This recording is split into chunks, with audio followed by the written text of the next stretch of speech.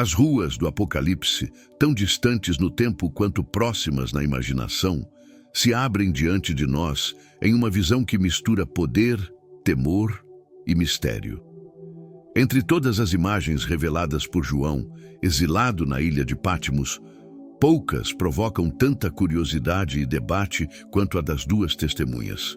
Elas surgem em meio ao caos, emolduradas por um cenário sombrio e repleto de simbolismo.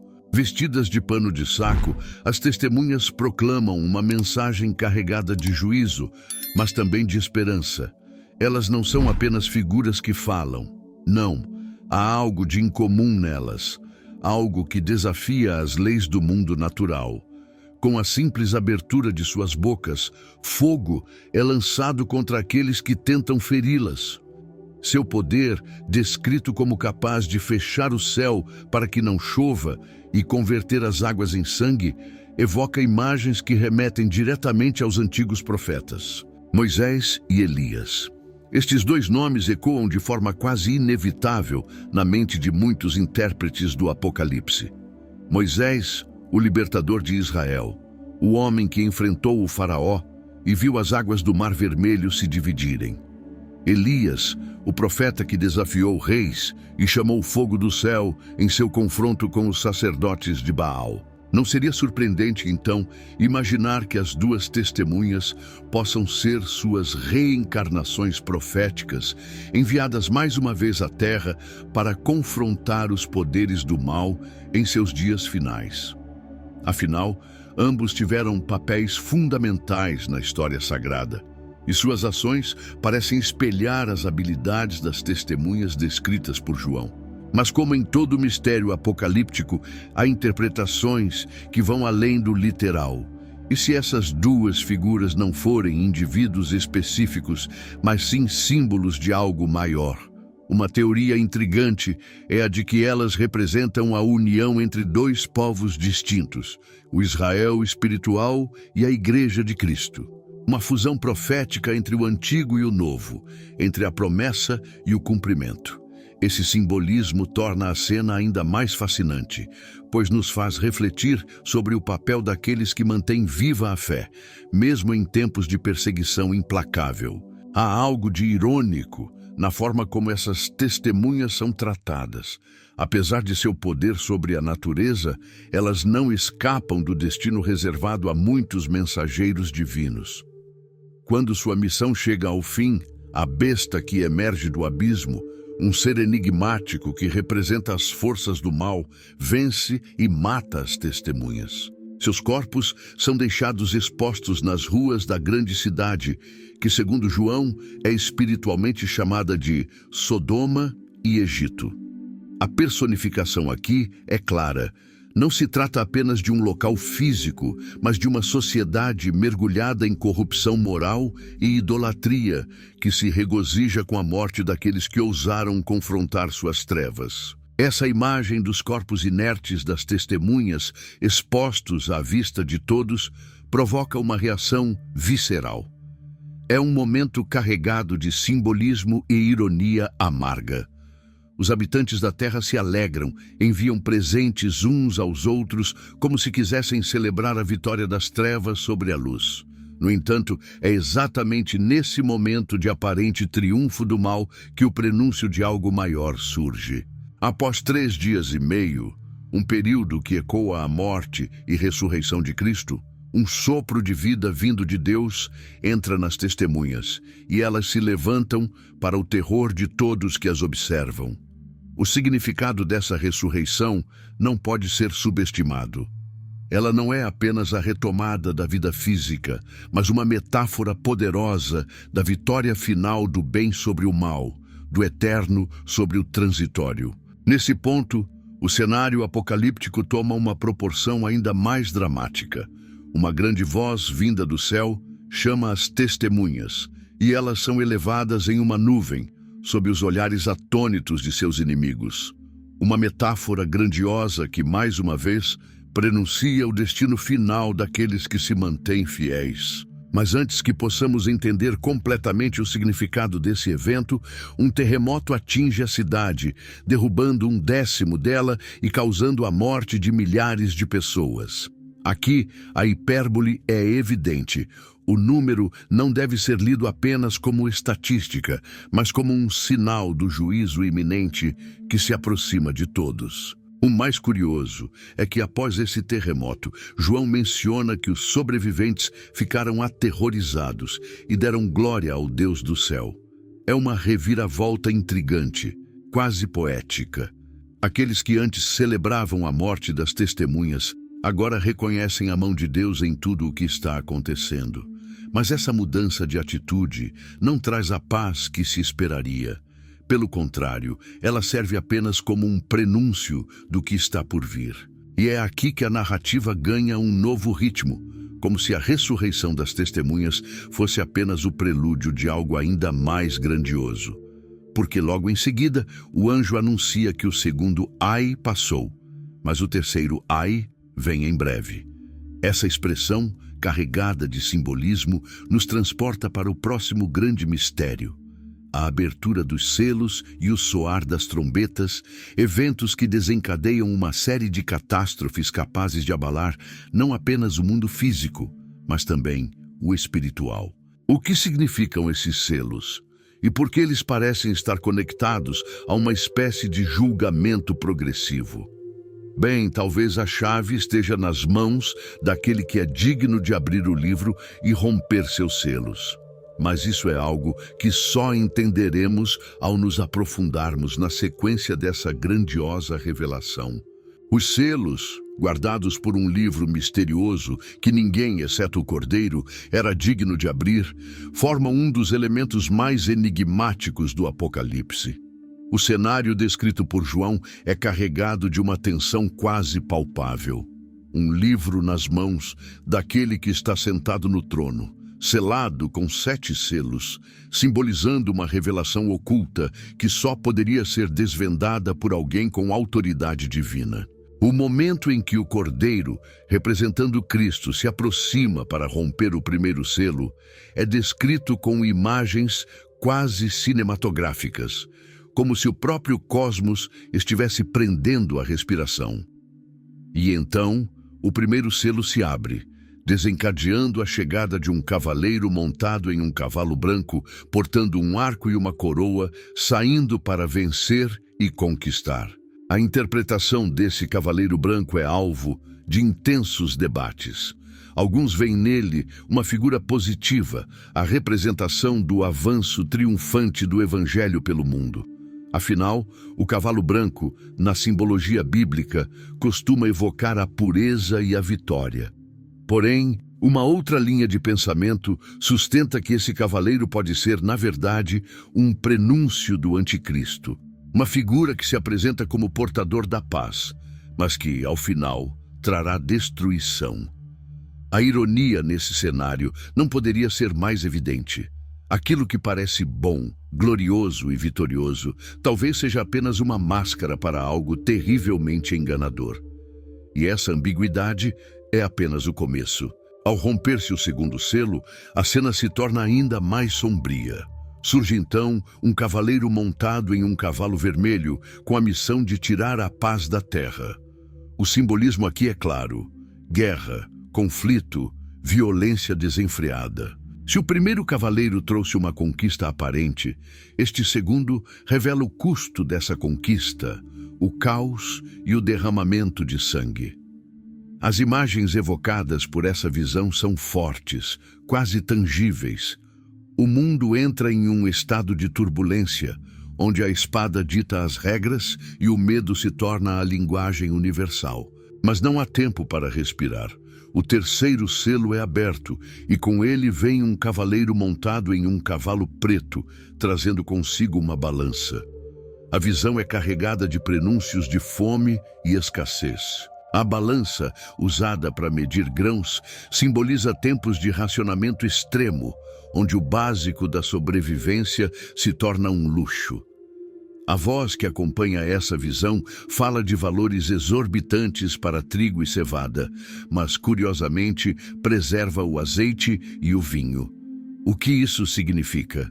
Alguns acreditam que essa preservação do azeite e do vinho representa a desigualdade social exacerbada em tempos de crise. Enquanto muitos perecem de fome, outros continuam a desfrutar de riqueza e abundância. A metáfora aqui é cruel, mas poderosa. A fome não é apenas física, mas também moral, revelando um mundo onde poucos prosperam às custas do sofrimento de muitos. Então, como uma sombra inevitável, vem o quarto cavaleiro. Montado em um cavalo pálido, com a própria morte como seu cavaleiro e o inferno seguindo de perto, essa visão é talvez a mais aterrorizante de todas. Ele recebe autoridade sobre a quarta parte da terra para matar com espada, fome, peste e feras. O ciclo, que começou com conquista e progresso, agora culmina em destruição e morte em massa. A hipérbole presente na descrição não é meramente exagero, ela serve para intensificar o horror desse momento, mostrando que nenhum canto do mundo escapará do juízo que se aproxima. Mas o mais curioso é o que vem a seguir. Ao abrir-se o quinto selo, a narrativa muda de tom. Não há mais cavaleiros. Em vez disso, João vê debaixo do altar as almas daqueles que foram mortos por causa da palavra de Deus e do testemunho que mantiveram. Elas clamam por justiça, perguntando até quando o Senhor esperará antes de julgar e vingar seu sangue. Essa cena carrega um simbolismo profundo, quase poético. Os mártires, representados como estando debaixo do altar, evocam a imagem de sacrifícios antigos, onde o sangue dos animais era derramado ao pé do altar como oferta a Deus. Aqui, porém, não se trata de sacrifícios de animais, mas de vidas humanas entregues em nome da fé. A resposta dada a essas almas é, no mínimo, intrigante. Elas recebem vestes brancas e são convidadas a descansar por um pouco mais de tempo, até que se complete o número de seus companheiros que também seriam mortos. Esse detalhe é carregado de prenúncio. O pior ainda está por vir. E, de fato, ao abrir-se o sexto selo, os céus e a terra parecem entrar em colapso. Há um grande terremoto, o sol se torna negro como pano de saco, a lua torna-se como sangue e as estrelas do céu caem à terra. É como se o próprio universo estivesse se desfazendo, uma hipérbole cósmica que anuncia o fim iminente. Os reis da terra, os grandes, os ricos, os poderosos e todos os homens escravos e livres se escondem em cavernas e nas rochas das montanhas, clamando para que estas caiam sobre eles e os escondam da face daquele que está sentado no trono e da ira do Cordeiro. A ironia aqui é gritante. Aqueles que antes exerciam poder e domínio agora se tornam mendigos, implorando as montanhas por misericórdia. Mas as montanhas, é claro, permanecem surdas. Então, antes que o sétimo e último selo seja aberto, há uma pausa. Um silêncio no céu, que dura cerca de meia hora. É como o intervalo entre os atos de uma peça grandiosa, um momento de suspensão que aumenta a expectativa e a tensão. Algo está prestes a acontecer. Algo que mudará para sempre o curso da história humana. Mas o que exatamente desencadeará esse último selo? E como ele se conecta ao som das trombetas que virão em seguida?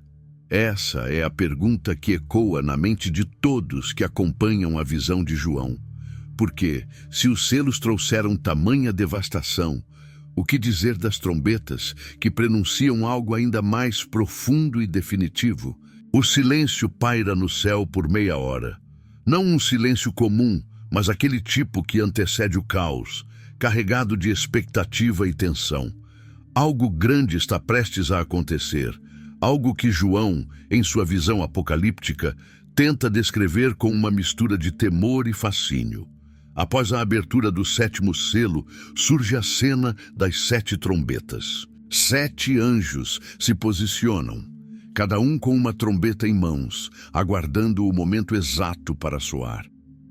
O que acontece em seguida não é apenas uma sucessão de eventos catastróficos, é uma sinfonia sombria de destruição que parece anunciar o desmantelamento do mundo como o conhecemos. O primeiro anjo toca sua trombeta e, imediatamente, uma tempestade de granizo e fogo misturado com sangue é lançada sobre a terra. A descrição é tão vívida que quase podemos ouvir o som das pedras de gelo caindo e ver as chamas consumindo tudo em seu caminho. 1/3 da terra é queimado, assim como 1/3 das árvores e toda a relva verde.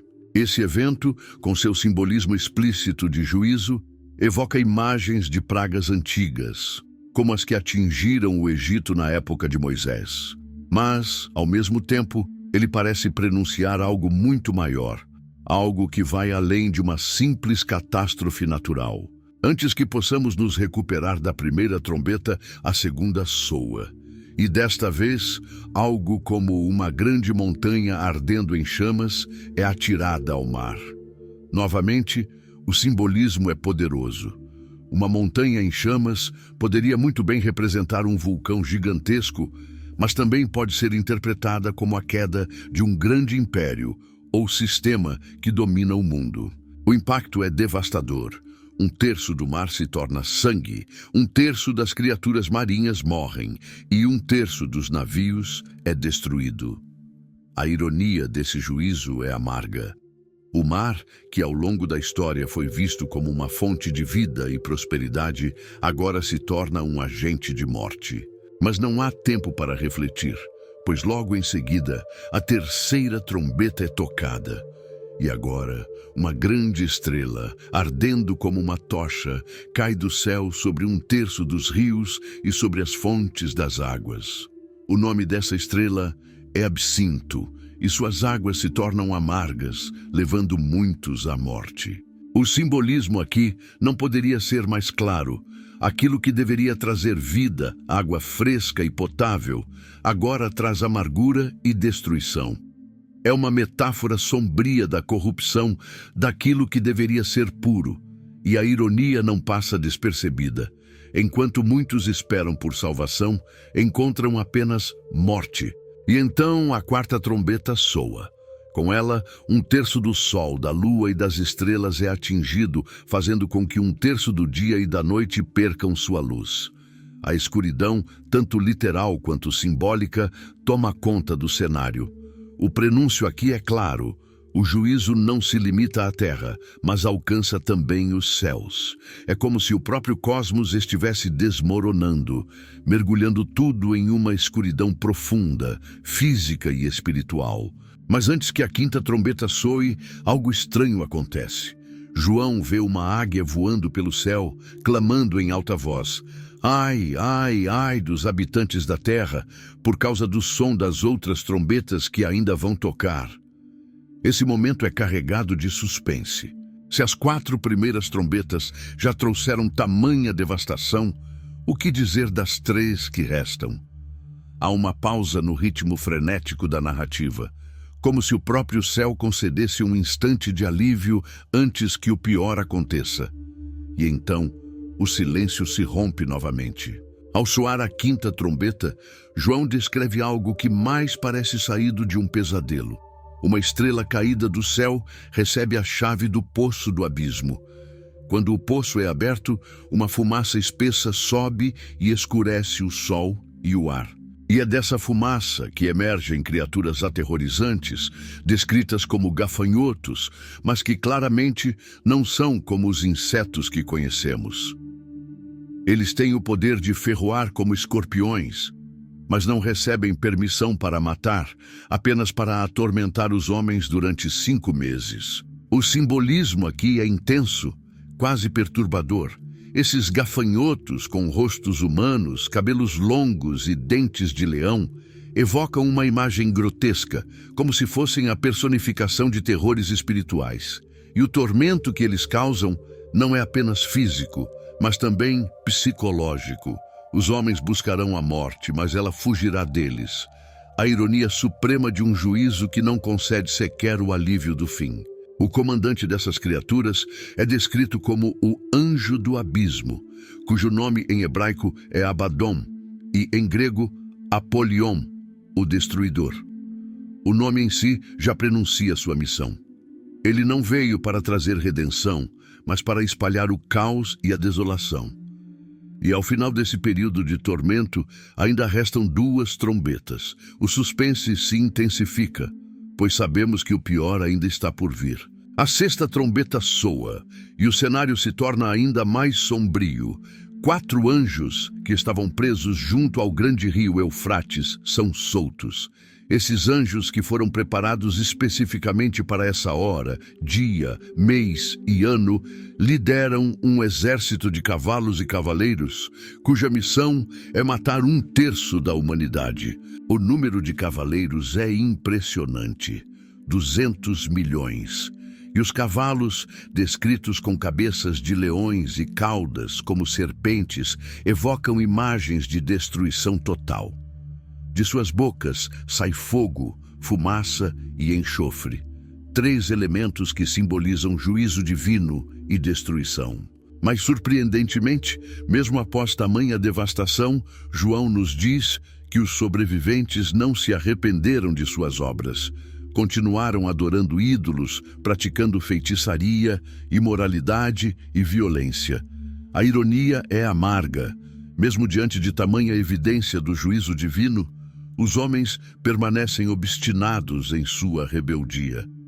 É como se a escuridão que tomou conta do mundo fosse apenas um reflexo da escuridão que já habitava seus corações. Então, antes que a 7ª trombeta seja tocada, há outra pausa. João vê outro anjo poderoso, que desce do céu com um livrinho aberto na mão.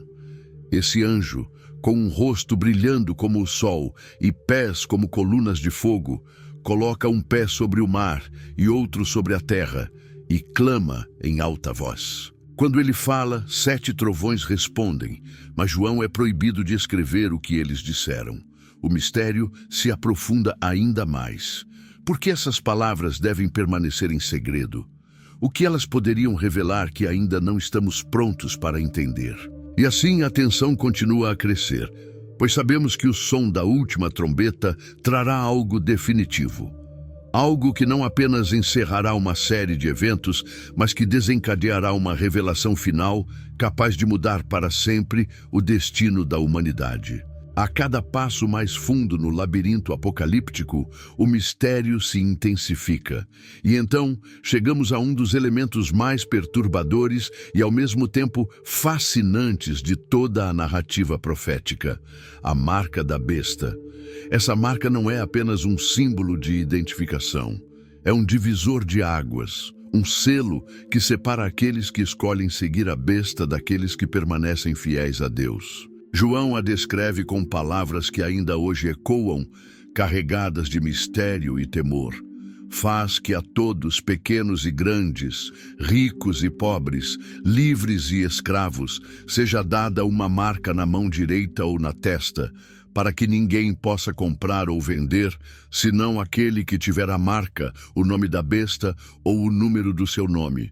Apocalipse 13, 16, 17.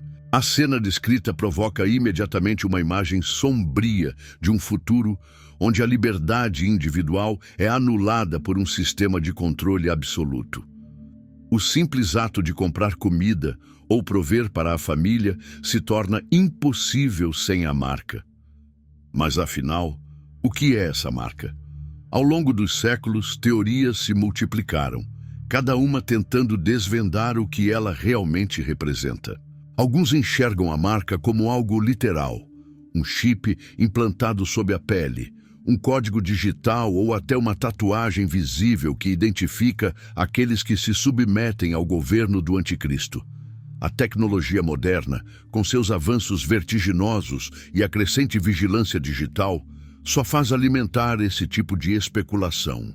A ideia de que um futuro próximo trará dispositivos que poderão controlar todas as transações financeiras não parece mais tão absurda.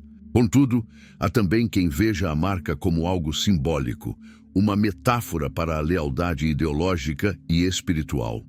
Nesse caso, Receber a marca seria mais do que aderir a um sistema político. Seria uma submissão consciente a valores que se opõem ao reino de Deus. A marca, então, não estaria na pele, mas na mente e nas ações, representada pela testa e pela mão, símbolos do pensamento e da prática. Aqueles que a recebem não seriam apenas controlados fisicamente, mas espiritualmente, selados em um caminho sem retorno. A ironia cruel desse sistema é que ele promete segurança e prosperidade àqueles que se submetem, mas entrega escravidão e perdição. Há algo de profundamente inquietante na ideia de que a marca da besta pode ser oferecida não como uma imposição forçada, mas como uma escolha sedutora. Afinal, quem não quereria a garantia de poder comprar e vender, de manter sua família alimentada e protegida em tempos de caos? E é exatamente essa escolha que torna tudo ainda mais sombrio, porque ela exige que os indivíduos renunciem a algo essencial de si mesmos em troca de sobrevivência imediata. Mas quem é a besta que comanda todo esse sistema? João a descreve como uma criatura assustadora que emerge do mar com 7 cabeças e 10 chifres, carregada de simbolismo político e religioso. Cada cabeça representa um reino ou império, e seus chifres, o poder que esses reinos exercem. Muitos estudiosos, ao longo da história, tentaram identificar essa besta com figuras históricas específicas, desde imperadores romanos até líderes mundiais modernos. No entanto, a verdadeira identidade da besta parece transcender uma única pessoa ou época. Ela é o próprio espírito de rebelião contra Deus, manifestado em sistemas de poder que buscam dominar a humanidade. E não há apenas uma besta. João menciona uma segunda besta, que surge da terra, com 2 chifres semelhantes aos de um cordeiro, mas que fala como um dragão. Essa segunda besta, também chamada de falso profeta, age como a grande propagandista da primeira. Ela realiza sinais milagrosos, engana as massas e convence os habitantes da terra a fazerem uma imagem da primeira besta, que é adorada por todos que recebem a marca.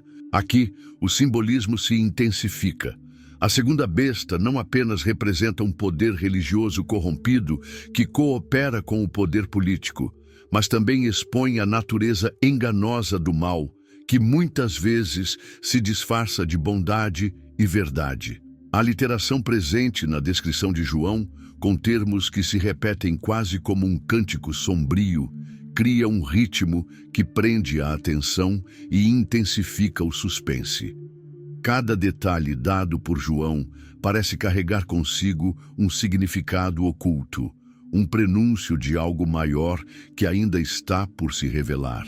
E o número da besta, 666, não é exceção. João diz que aqui há sabedoria. Aquele que tem entendimento, calcule o número da besta, pois é número de homem. E o seu número é 666. Apocalipse 13:18. O número 666, com sua repetição quase hipnótica, se tornou uma das cifras mais icônicas da história. Alguns acreditam que ele se refere a um sistema de numerologia hebraica chamado gematria, em que cada letra corresponde a um número. Com base nisso, teorias sugerem que 666 poderia ser o nome codificado de um líder específico, como Nero, o imperador romano conhecido por sua perseguição aos cristãos. Outros veem o número como uma hipérbole simbólica, representando a imperfeição máxima. O 6, repetido 3 vezes, em contraste com o 7, que simboliza a perfeição divina.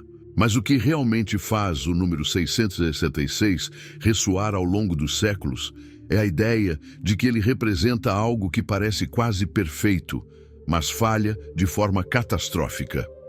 A besta, assim como seu número, tenta imitar Deus, mas nunca alcança a verdadeira perfeição. O espírito da besta é um simulacro, uma cópia distorcida daquilo que é santo, oferecendo ao mundo uma promessa que nunca pode cumprir. E é exatamente nesse ponto que a tensão narrativa se intensifica, porque se a marca da besta representa a lealdade ao sistema maligno, então o que acontece com aqueles que se recusam a recebê-la? João nos dá uma pista ao descrever os santos que perseveram e não se curvam diante da besta, mas ele não revela completamente o destino final deles ainda. Ele apenas sugere que essa recusa, embora traga sofrimento imediato, conduza a algo maior, uma vitória que ainda está por vir. E assim, enquanto a marca da besta provoca temor e especulação, ela também nos conduz, inevitavelmente, ao próximo grande mistério. Porque, se existe uma marca da besta, então também deve haver um selo oposto, um sinal de proteção divina que distingue aqueles que pertencem ao Cordeiro. A pergunta que permanece no ar é: como será esse selo? Quem o receberá? E mais importante, o que acontecerá quando os dois lados finalmente se enfrentarem no clímax desse épico apocalíptico? A cidade brilha com um esplendor enganador, suas torres erguendo-se como dedos, desafiando os céus. Vestida de púrpura e escarlate, adornada com ouro, pedras preciosas e pérolas, ela carrega em suas mãos uma taça dourada, reluzente por fora, mas cheia de abominações e impurezas por dentro. Sentada sobre muitas águas, a grande prostituta da Babilônia domina reis, povos e nações, seduzindo o mundo com sua opulência e suas promessas de glória terrena. João, ao descrevê-la, utiliza uma linguagem repleta de simbolismo e ironia, apresentando essa figura não apenas como uma cidade física, mas como um sistema corrupto e enganador que se levanta em oposição a Deus. É impossível não se maravilhar em um primeiro momento com a imagem dessa mulher. Ela representa poder, riqueza e influência, qualidades que o mundo sempre admirou e buscou. No entanto, ao olhar mais de perto, percebe-se a podridão que se esconde por trás de seu esplendor. Ela é a grande sedutora, a personificação de um sistema que promete prosperidade, mas entrega escravidão espiritual. A taça que segura, brilhante como ouro, contém o vinho de suas imoralidades, e com ele ela embriaga as nações, tornando-as cegas para a verdade. A ironia não passa despercebida. A prostituta da Babilônia não apenas representa um sistema maligno, mas também o reflexo das ambições humanas. Ela encarna o desejo descontrolado por poder e riqueza, aquele impulso que leva homens e reinos a se curvarem diante de ídolos e a se afastarem de Deus. E é por isso que ela é descrita como estando sentada sobre uma besta, uma criatura assustadora com 7 cabeças e 10 chifres. A besta é o suporte da prostituta, o poder que a sustenta e a faz dominar o mundo. Mas quem é essa besta? João já a havia apresentado anteriormente como o grande inimigo de Deus, uma figura que representa não apenas um indivíduo, mas um império, um sistema de governo que se levanta contra tudo o que é sagrado. A prostituta, portanto, não age sozinha. Ela se alia ao poder político e militar da besta, formando uma parceria profana que seduz e corrompe as nações. Os reis da terra se prostituíram com ela, e os habitantes do mundo se embriagaram com o vinho de suas imoralidades. Há algo de profundamente perturbador nesse quadro. A prostituta da Babilônia não é uma ameaça que surge de repente. Ela cresce gradualmente, envolvendo o mundo em sua rede de sedução. Sua influência é tão sutil quanto poderosa, e muitos sequer percebem que estão sendo arrastados por ela. Ao longo da história, inúmeros impérios e sistemas tentaram se identificar com essa figura, mas a verdade é que ela transcende um único momento no tempo. Ela é a personificação de toda cultura e governo que rejeitam a Deus e colocam o homem no centro de tudo. E então, em meio a essa visão de poder e corrupção, João ouve uma voz do céu, uma voz que clama: "Sai dela, povo meu, para que não sejas participante dos seus pecados e para que não incorras nas suas pragas. A advertência é clara. A grande prostituta da Babilônia está destinada à destruição, e aqueles que permanecerem unidos a ela sofrerão o mesmo destino. Mas sair dela não é uma tarefa simples. Como escapar de algo que está tão profundamente enraizado no tecido da sociedade? Como romper com um sistema que controla tudo, desde a economia até a cultura e a religião? A resposta a essa pergunta permanece no ar, como um eco que ressoa ao longo de toda a narrativa apocalíptica. O prenúncio de algo maior está presente em cada detalhe da visão de João, sugerindo que a queda da Babilônia não será o fim, mas o início de algo novo. No entanto, antes que essa queda ocorra, há mais juízo a ser derramado sobre o mundo. As taças da ira de Deus ainda precisam ser derramadas, e elas trarão consigo um desfecho que mudará para sempre o curso da história. E assim, enquanto o brilho falso da Babilônia começa a desvanecer, surge outra visão. Uma visão de um cordeiro, em pé sobre o Monte Sião, acompanhado por aqueles que foram selados com o nome de Deus em suas testas. Eles cantam um novo cântico, um cântico que ninguém mais pode aprender, exceto os redimidos. É uma cena que contrasta fortemente com a opulência decadente da prostituta. Enquanto ela busca glória terrena, o cordeiro e seus seguidores representam a verdadeira vitória. Uma vitória que não se conquista com armas ou riquezas, mas com fidelidade e amor. Mas quem são esses que seguem o Cordeiro? O que os distingue do restante do mundo? E mais importante, o que acontecerá quando a ira de Deus finalmente for derramada sobre a grande prostituta e sobre a besta que a sustenta?